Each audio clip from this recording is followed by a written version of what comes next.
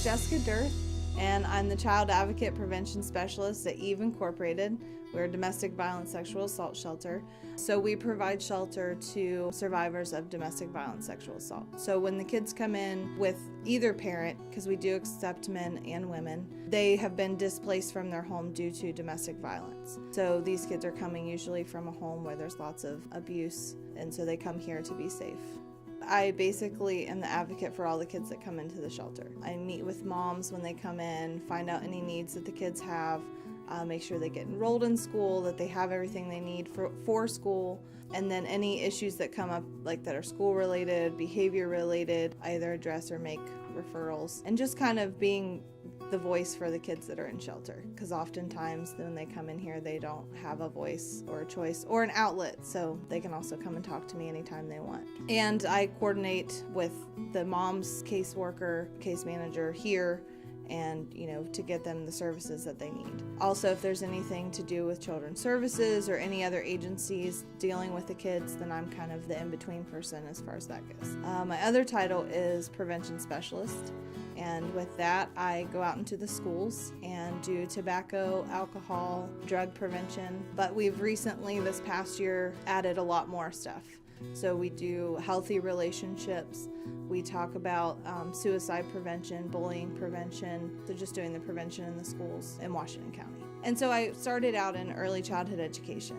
Going through that, when I was doing a lot of my internships, I was drawn to the kids that I could tell were at risk or maybe didn't have the best home lives. And those were the kids that I was just really drawn to. So I took a little bit off about a semester and decided that I really didn't want to do classroom teaching, that I wanted to work with kids in another capacity. I wanted to be able to work more one-on-one with these kids that I felt were at risk or just needed that extra attention. And unfortunately, the way our system's set up, teachers don't get that chance a lot of the time because they have 30 kids in a classroom. So I didn't feel like I would have been able to really reach these kids the way that I wanted to.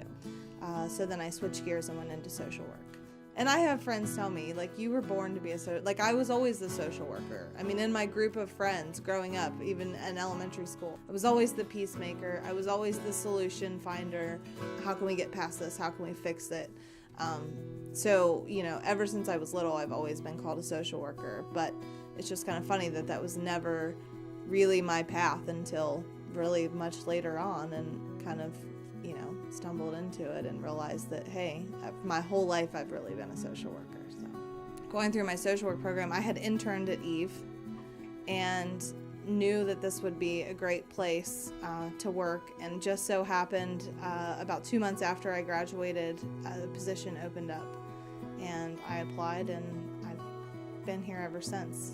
And just being able to see that smile on those kids' face, because one day out of the week they got to just kind of let loose and have fun, and that was all because of people here working and able to provide that to them where they normally wouldn't get to do that.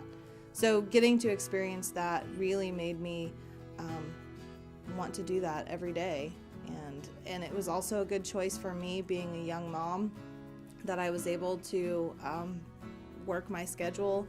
I have a very flexible schedule, so I can be a hands-on mom and also have a career. So I kind of got best of both worlds in that aspect.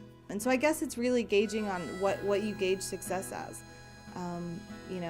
Is it monetary? Is it, is it the feeling that you get? Is it your passion? What you gauge success? But I think that as long as you're following what you want to do and your passion and your heart, then you're successful in whatever you do.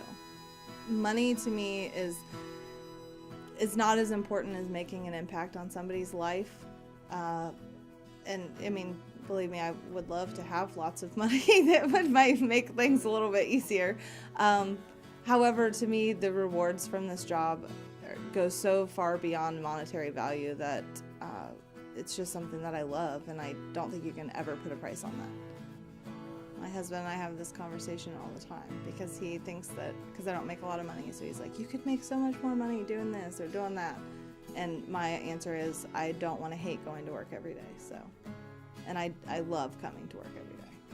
I'm a lifer. This is where I was meant to be, and will probably be here until I retire. So This is my home, I guess you could say.